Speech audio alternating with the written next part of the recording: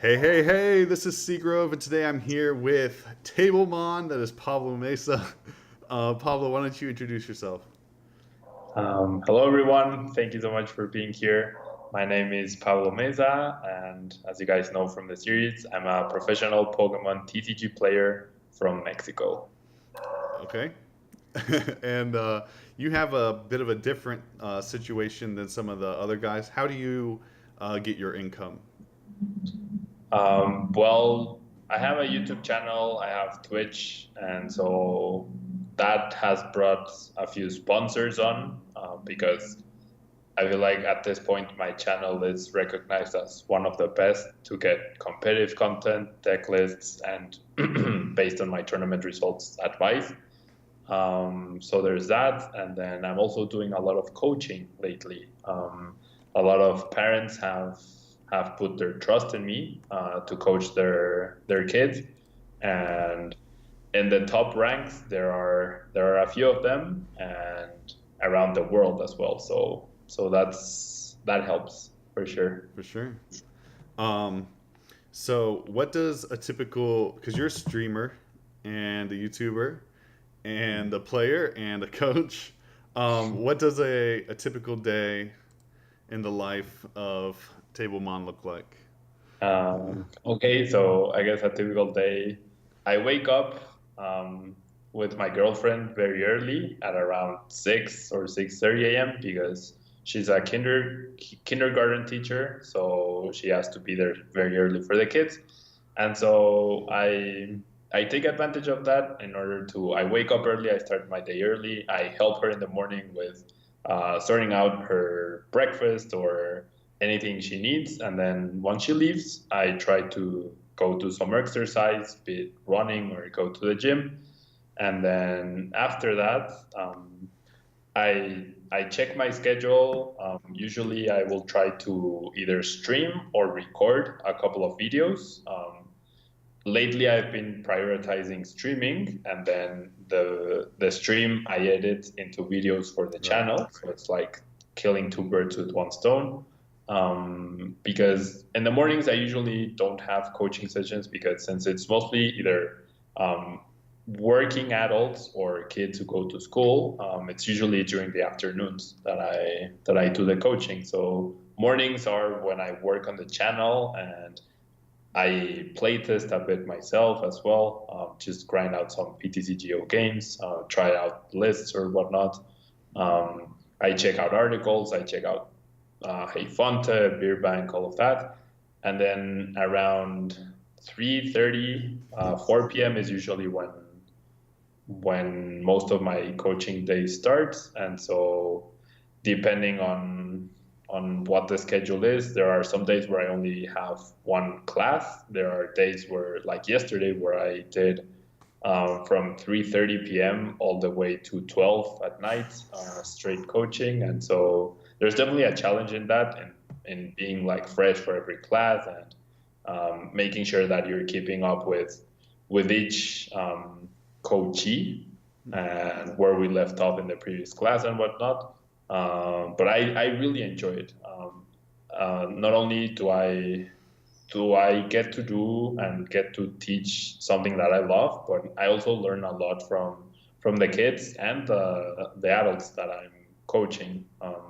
Like their way of thinking, the way the kids approach the game. It's something like very genuine and very different from sometimes maybe the approach I have, which is super competitive, cutthroat, and to the like only thinking about the next tournament and whatnot. Whereas some of the sessions end up being like they had an idea they wanted to try out against me, like a new rogue deck or something, and that's what we do. So it's like it's a very cool balance between me trying to guide them through thought process that I have that I apply to my everyday or to my tournament playing or to my tournament play, and also um, like letting this yeah, having this balance of it's not everything about winning the next tournament. Yeah. Okay. Um, Have you ever taken one of their rogue ideas and like done a video with it, or taken it to a tournament, or worked on that list or anything? Not yet. I've only been doing coaching for like 6 months, and it's not that common. But for example, the Hitmore Raichu deck that I featured the other day on my channel, Yeah. that's a deck I saw. One of my students and his dad, they were playing that in Vancouver just for fun, and I started watching them, and the whole idea made sense. And that was something I never considered, Hmm. honestly. So I liked it so much that dad sent me the list, and so I featured it on the Okay. channel. Um, so when people ask you what you do for a living, are you gonna say I play Pokemon, or I'm a YouTuber, or what do you say when people ask you what do you do for a living? Yeah, so that's actually been a tough question for me lately, especially with all the traveling I'm doing, like at customs or at border patrol. Like when they ask me what do you do, it actually takes me a second to know what to say. Lately, I've been saying YouTuber, just because I feel like that's well enough, like that's known well enough nowadays that it doesn't raise any special questions or whatnot. Right. To like people I meet or to my family or whatnot, I tell them I'm a professional Pokemon player, and so my income doesn't come from tournament winnings because I think that would be too risky to rely on that. Because I think this season and the success I've had so far is very shows how you can be like at the top, but then the previous season I had like if I was relying on the earnings from tournaments, it would be a disaster because there's so much variance involved. Yeah. So I say I'm a competitive Pokemon or a professional Pokemon TCG player, but I don't think there's a way to encompass everything that I'm doing right now into one definition because it's as you mentioned YouTube, Twitch. There's I go to tournaments, and so I mean content creator with competitive players, something along those lines. Okay. Um, I've seen on social media you certainly have some family who've been very very supportive of you in your ventures. Has your whole family, especially your parents, both been supportive of you? Yeah, so ever since I started playing, I've always had unconditional support from both my parents, and obviously, like I have a major in chemical engineering. That was my major in university. So at first, my parents, especially, well, yeah, both my parents were very like, are you really like you went to university 4.5 years, chemical engineering, and now you're doing this? But I generally never enjoyed chemical engineering. Like I did it because I was capable, and that was like Yeah. the route that was set out for me because that's like what society expects, I guess. Right. Um, and then a lot of my aunts and uncles and stuff like that, like they're baffled a little bit that I can get paid to play a game. Yeah. But then after I speak a little about the potential money I can earn at every tournament and whatnot, um, their approach or their how do you say it, like the questions they might have, like they're a little bit dissipated because yeah, there's a very decent amount of money at stake just on tournaments, and it also helps that the cost of living in Mexico is vastly cheaper than in a first world country. So that's a big factor that allows me to do everything I can. So everything I do right now. So yeah, I mean, it's mostly that they don't know about it, that they're skeptic. But then once I talk to them and I lay out how I'm not relying on luck or because they associate it with like poker stuff like that, where there's luck involved. There's obviously skill involved in Right. poker, but there's luck, and they have the bad image of like stakes and luck and betting, Gambling, right? yeah. They can associate it with betting. Well, when it's nothing like that. So once I explain things out and I explain how I have like these different sources of income, which allow me to have the stability, and then anything from tournaments is an extra on top of that. They're like, okay, yeah, that makes sense. That's a and then it ends up being the conversation ends up with, wow, you're so lucky to have that job. Yeah. Um, can you give rough percentages of what you're making from YouTube versus sponsorships versus coaching versus tournaments? Or if not, that's fine. Well, I mean, I don't, like I said, I don't include tournaments into my income, like the Excel spreadsheets I have Hmm. to record how much I'm earning throughout the year. I don't think I have a separate section for tournaments because, like, It in the varies.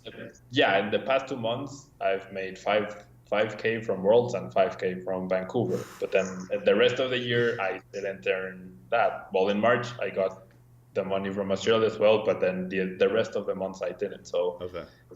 but like percentage wise, YouTube is the lowest. Like it's less than it's around 5%. Oh, wow. Um, might be even less. Yeah, YouTube pays really bad. And even if your videos get 10,000 views or whatnot, like the highest video I have has almost 20,000 views, and it's made me $15, I think. So yeah, YouTube money is really not great, but it's a good avenue as a marketing. Okay. Um, then Twitch is a little bit better because people proactively appreciate what you do and they donate to you, or they subscribe month per month. I've only been a partner for 2 months, and then with all the traveling, it's actually really hard for me to keep a regular schedule. But because of donations, sometimes it can be like another 5%. Sometimes it's less. Other, like 1 month it's been less, the other has been 5%, and then this month I haven't calculated it, but I haven't been streaming much, so a Okay. lot depends on how much I stream. Yeah. Then sponsorships right now account for like 30% of my income, between especially Sacker Scoop and CCG Castle. Ultimate Guard, they only provide product, so it's not anything beyond that. Hmm. Um, and then what other thing? Articles. The articles I write, those give me like 10% or so of Okay. my current income. Depends on that, also varies month by month based on the subscribers on Six Of Prices. course. Yeah. And then coaching is definitely the other 50% Wow. ish. Okay. Interesting. Very Yeah. interesting. Yeah. Um, so if you um, if you mentioned, sorry, you mentioned having a sort of strict schedule for yourself almost, but I don't think I heard you say anything about playtesting time. Do you have a time when you're playing with XF, or do you have a time when you're testing on your own or something? That's usually in the mornings, when I have like more chill time for myself. That's when I either grind a few games on the PTCGO ladder, or X Files. It's been hard to coordinate lately because I have this like morning schedule, and then most of them have their normal job, Right. so it's hard to coordinate. But it's mostly in the mornings, and all the coaching sessions that I do, because they're focused on improving and making good deck choices and having the best lists. I think that also um, counts somewhat as playtesting, because like my students are, I can see how they're getting better and better Right. every session, and like that scares me a little bit because then they won't need coaching. um, yeah, But the but results are good advertisement too. Yeah, exactly. And so the I think the coaching sessions have been very valuable, and I think there's a correlation somewhat between when I started giving coaching sessions and my own tournament results as well. So all the testing I do with the students is very valuable. And like yesterday, I tested 8 hours straight of Pokemon, and with we discussed different situations and gave insight with like because I also gain input from my students and I learn from them as well. So it's like very valuable testing. For sure. All right, that's awesome. I think that's it for me. Do you have any shout outs or anything you would like to give? Well, definitely the biggest shout out to Sacre Scoop. Austin has been incredibly kind to me, and he's a great person. And you should definitely, if you haven't yet, check him out on YouTube at Sacre Scoop because they post some pretty cool content and some very original content. And I think they're making a lot of effort to have something cool happen over there. And then big shout out to CCG Castle as well. They've been incredibly generous, not only to me, but I think to the community. They're the ones who like really push beyond like something like ARG, who pays out, I believe, from tournament placings. Hmm. CCG Castle is actually like it's an actual sponsor, and the CCG competitive team goes beyond. It's a lot closer to our regular esports team than everything else. Yeah. So I feel like their main focus is selling cards. So anytime anyone can buy cards from CCG instead of any other store, it's really cool because regardless of prices, they're putting money back into the community. And the more we support them, the more they will want to support us back. So I think those two, and Sakura Scoop is trying to do the same as well. So huge shout out to both of them. And then Ultimate Guard, six prizes, huge shout out to them as well. All right, for sure. Thank you so much for your time, and good luck with all of your endeavors. Thank you so much.